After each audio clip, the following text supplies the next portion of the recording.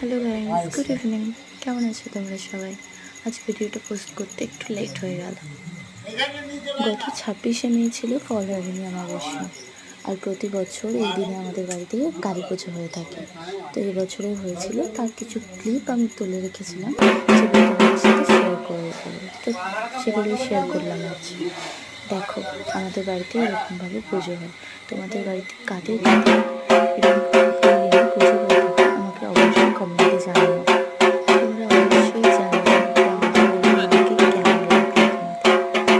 আর তোমাদের বাড়িতে যদি পুজো হয়ে থাকে এই দিনে, তোমাদের মায়েরা কে কেমনভাবে সাজালে না সাজালে সেটাও আমাকে দেখাতে বলো না।